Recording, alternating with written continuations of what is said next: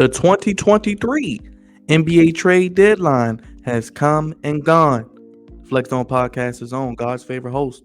Going to break it all down for you, give you the winners and losers for the 2023 NBA trade deadline as we head towards the All-Star break and the stretch run of the NBA season. You guys know the drill. Hit that subscribe button, hit that like button, hit that bell. Only place giving you sports how you want it when you need it. Flex On Podcast, y'all.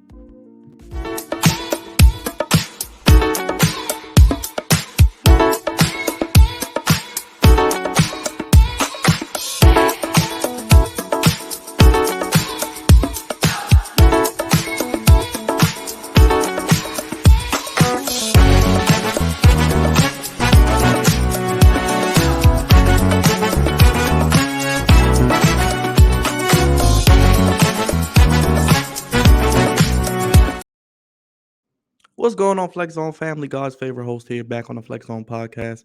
Hit that subscribe button, hit that like button, hit that bell. Sound off in the comments. Let me know your thoughts on the 2023 NBA trade deadline. Whew, that's all I can say. A very exciting, a very hectic trade deadline, a very newsworthy, headline-worthy trade deadline, starting about a week ago with the Kyrie Irving trade over this past weekend. And the hits keep coming, just like Motown, because late last night, early this morning, the nuclear weapon of them all, Kevin Durant, probably in one of the biggest trades in NBA history, just based on star power, was shipped from Brooklyn to the Phoenix Suns. And the West has got shaken up a whole lot more with KD, who is hurt, coming off injury, potentially looking for him back after the All-Star break. But he is, I think, at some point going to be back next month. And I think with that being said, KD still keeping Devin Booker. I know Chris Paul isn't a spring chicken anymore, but now Chris Paul can just facilitate, do what he does best, and still keeping DeAndre Ayton 18 and 10. They're going to have no problem scoring.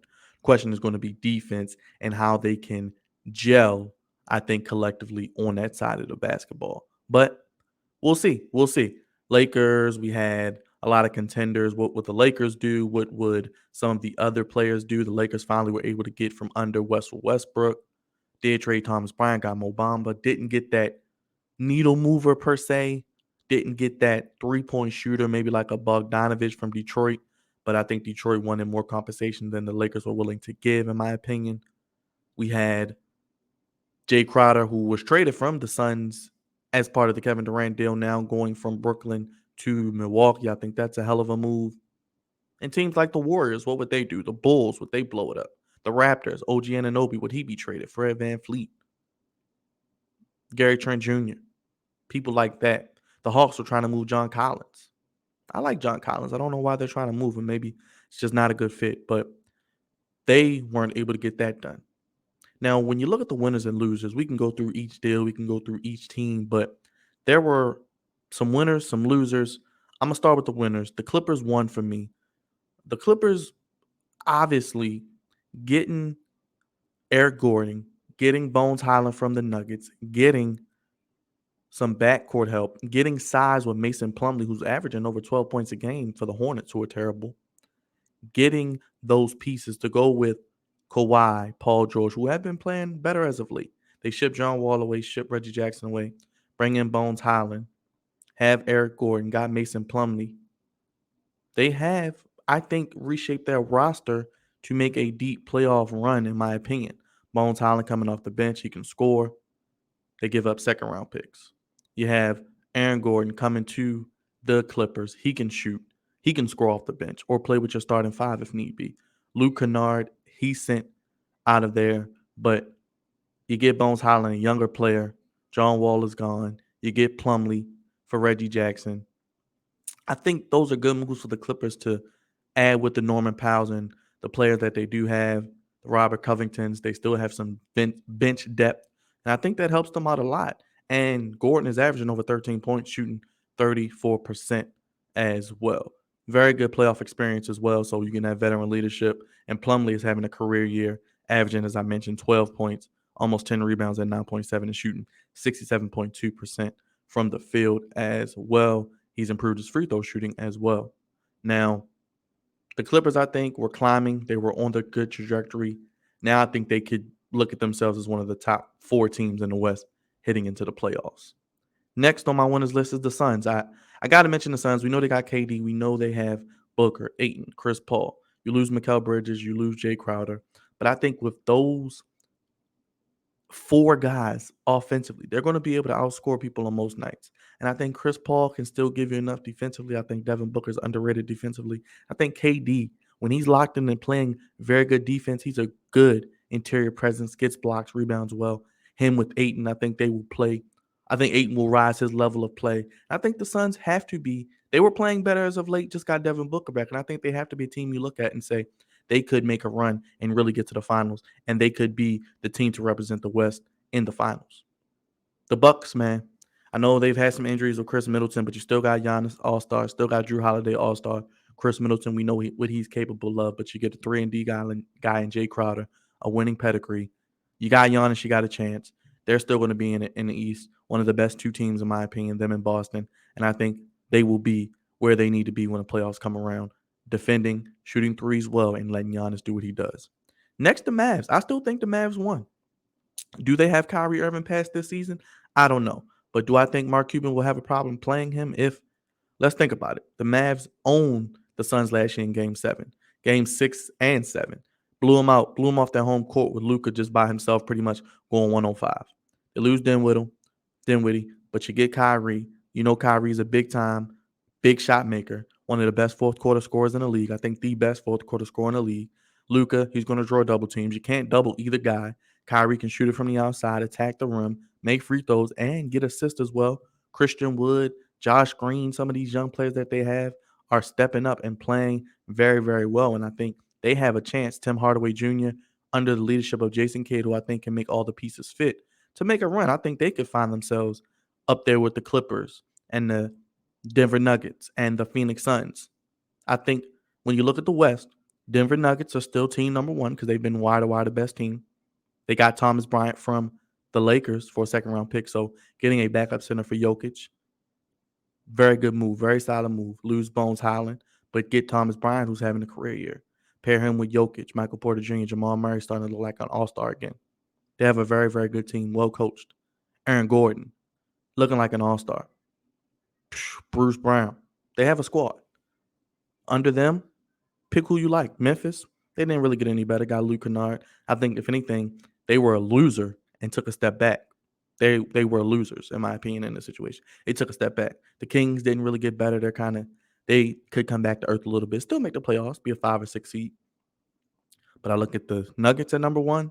Then you can put the Suns, the Clippers, the Mavericks, all in a hat and pick out who is the second or third best team in the West. You can put the Grizzlies in there too. You can mix them in a pot. Grizzlies, Mavericks, Suns, Clippers. Mix them all in a pot. Pick one out.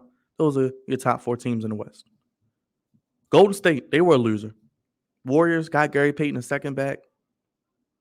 Didn't really do anything. They got rid of Wiseman, but didn't really get anything back. I thought they were going to try to get maybe Bogdanovich or Sadiq Bey. They didn't get Sadiq Bey. He went to Atlanta. But Warriors, I think their time could be dwindling. They're getting older. The injury bug has caught them a lot this year. And I think that the gap is closing. Are they still one of the best teams? A dynasty, yes. But I think the league is catching up to them in a sense. And their window is starting to close. Not closed yet. We'll see what happens in the playoffs. All about matchups. Those guys get hot. Splash Brothers, Jordan Poole. They can beat anybody. Draymond on the defensive end. Steve Kerr coaching them. Getting Gary Payton, who knows the system as a winner. 3-and-D guy, high flyer. In a 7-game series, I can't bet against them. And we'll see where they end up. Could be the play-in. Could be they're going to probably end up in the play-in. So we'll see what happens, who they match up with. They could have to go through the Lakers. Lakers have to go through them. So it could be a very interesting, fun play-in in the West. With that being said, the Raptors also lost. You got Fran VanVleet, you got Siakam, you got OG Anunoby, you got Gary Trent Jr. But this team they're not good enough to win a championship, and they're not bad enough to be a lottery team. They're kind of in mediocrity. They could make the play-in, but if they make the play-in and win the play-in, they'll probably lose in the first round. So the Raptors, Masai Ujiri, one of the best GMs in the NBA. Not sure what he's doing with the Raptors. Won 3 1s for OG Anunoby. Like he's a superstar. I think maybe this summer they need to retool. got Scotty Barnes, maybe look to move some of their assets or, in a sense, add a free agent of value. I mentioned the Warriors. The Lakers. The Lakers didn't get worse, but they didn't necessarily make a move where a Bogdanovich or even getting Kyrie Irving. They got D'Angelo Russell back and Malik Beasley, and they got some upside with Mo Bamba. But I think Thomas Bryant right now, I'm taking him over Mo Bamba.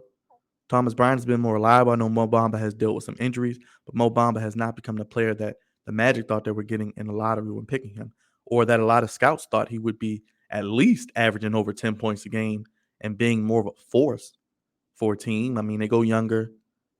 They got, God forbid, if Anthony Davis goes down with another injury, what is their depth in the front court? Mo Bamba and who else? Gabriel, Vanderbilt.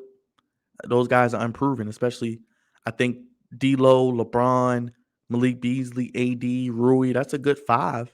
But like I said, if AD is not playing to his potential or God forbid goes down with injury, do the Lakers have enough, especially down low, getting easy baskets and stopping them? The Lakers already struggled terribly on defense. So what happens now with AD pretty much sliding into playing center predominantly most of the time, it looks like? Mo Bamba, will he work his way into the starting rotation? You go Bamba, Davis, LeBron.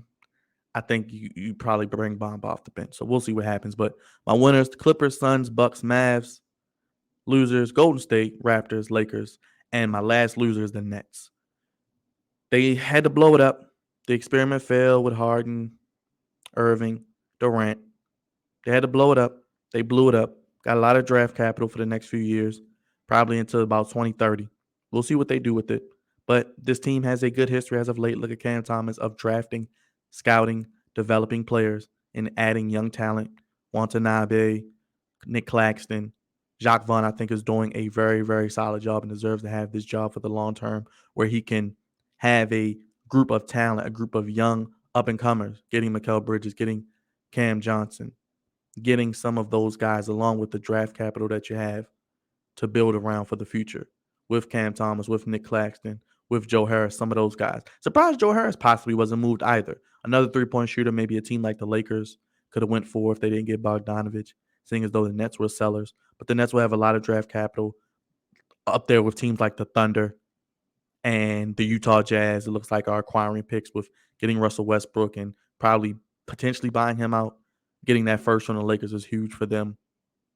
So we'll see what happens. But the Nets are losers right now, but they could be winners in 4 or 5 years with Cam Thomas on the trajectory he's on, Nick Claxton getting Mikal Bridges, getting Cam Johnson, getting that draft capital. Who knows? If they can hit on some of those picks as they've done before, they could have something in the near future. But we'll see what happens. Let me know in the comments what you guys think.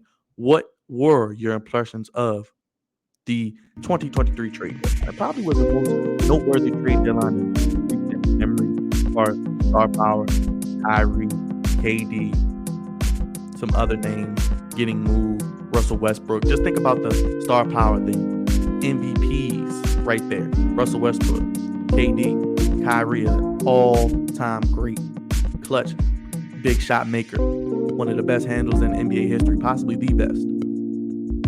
Just those three names alone being moved, the star power, the power, the balance of power has shifted in the West.